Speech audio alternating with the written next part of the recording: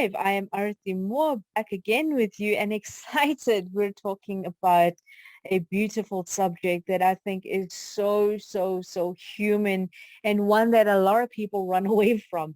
So you're listening to me live on IBGR. And I just want to say, if you're listening to us for the first time, welcome. If you are a returning listener, welcome back again. It's an absolute privilege to be able to serve you. So when you look at who we are and what we stand for as IBGR, I just want to talk a little bit into it. Just let you know, IBGR is our call sign as a radio station, but we're more than a radio station.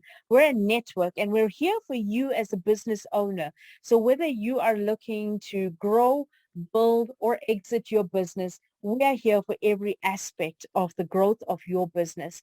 So when you look at what we've got access for you at IBGR.network, we've got the IBGR Community Mentoring Group. So when you go to www.ibgr.network on our website, you're going to be able to download our show notes and also listen to the podcasts, which are uploaded specifically for you. So if you missed out on an episode, don't be sad. We have it recorded as podcasts as well. Now, as I was saying, to join our mentoring groups, go to our website and join an IBGR community there. And when you're there, you're actually automatically added to our community of commerce. Now, the community of commerce is a great place to network and connect with our entire community. You can also join your favorite on-air talents mentoring group. Now, joining mentoring groups gives you access to useful tools and mentoring conversations around your specific business challenges. So join one or more mentoring groups today and start engaging with like-minded business growers and entrepreneurs. Now, how exciting is that? How thoughtful are our visionary creators and founders of IBGR? That is an international business growth radio. That is what we stand for. It is only business. It's all about you as an entrepreneur. And we're excited to be able to talk into you, into different aspects of business. We're talking into tools that we have embraced, things that we've done where we've failed, and we're actually openly sharing with you. And we're hoping that wherever you're at, wherever you are growing in your business or whatever stage you're at in your business, please feel welcome to join us on our IBGR.network sites. We have an app, we've got podcasts, we've got show notes, we've got on-air talent from around the world, 24/7, bringing to you incredible knowledge, wisdom, and expertise. Now, I know that with my topic today, I'm talking about conflict resolution techniques and how it is a gift to your workforce. Now, I was talking about how this is human behavior. And when we look at human behavior, the way people react or respond is directly related to the impact it has on the success of the business.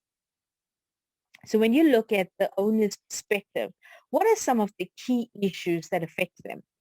Now, from my interactions with people, some of the things that continuously keep coming up when we talk about conflict resolution are the following questions. How can I stop my team members from continuously complaining about each other?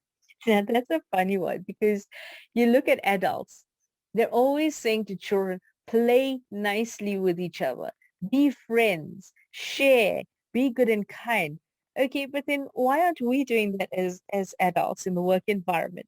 And I always find that so cute and so funny because then they always ask me the next question.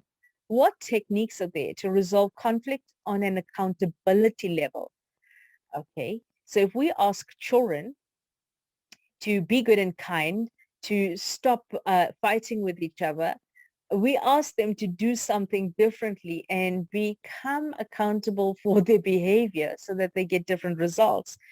So when we look at some of the areas that we actually insist upon in terms of mannerisms and etiquette and behavior from children, maybe we should stop over intellectualizing this and actually just go to the times where we were regurgitating rules at kids, and then maybe just practice some of our own rules that we threw out so lovingly and so strongly towards children.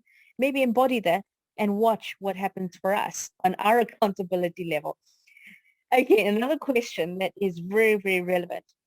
Who is responsible to stop conflict in the workplace? Fantastic question. And is it HR or management or the individuals with issues? So when we look at it from that point of view, that's a very relevant question. And how do I mediate effectively? Now, these are some of the questions I put together because I believe that even as a business owner, I've come across situations where I had a very dominating partner in business. He overpowered people. His personality was really strong. He was also a perfectionist.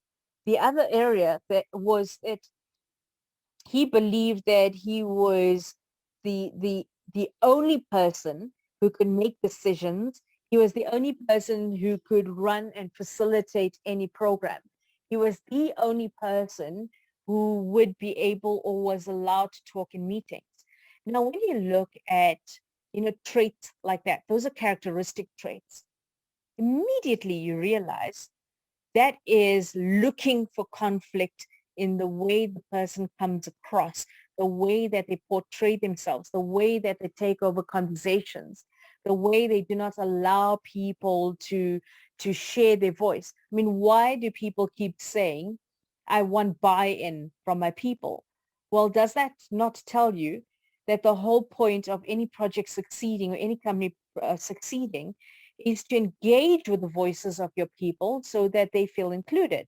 Now, if people do not feel included, they will immediately feel disrespected, dishonored, and that is where conflict begins. It becomes an underlying situation that is a subconscious level of conflict brewing, just waiting to come out.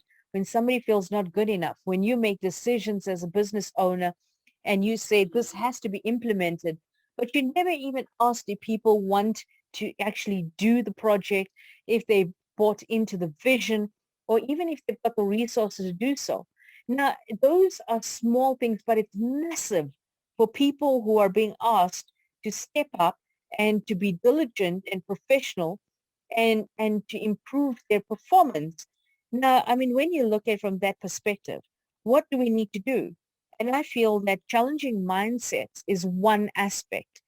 Understanding the reality of the situation from the individual's point of view is another. Now, most people will look at a challenge from their own lens. I mean, think about it. Their background, upbringing, circumstances, beliefs, and even cultural expectations lead many to conclusions that are difficult to change if they are already set in their ways.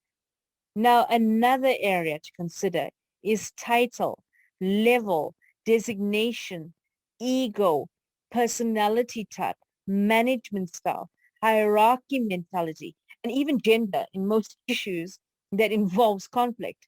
Now, it's never a one-size-fits-all approach to mediate effectively. It's never one-size-fits-all approach to say, I don't know, I found a technique to resolve conflict. Maybe it's going to work on everybody.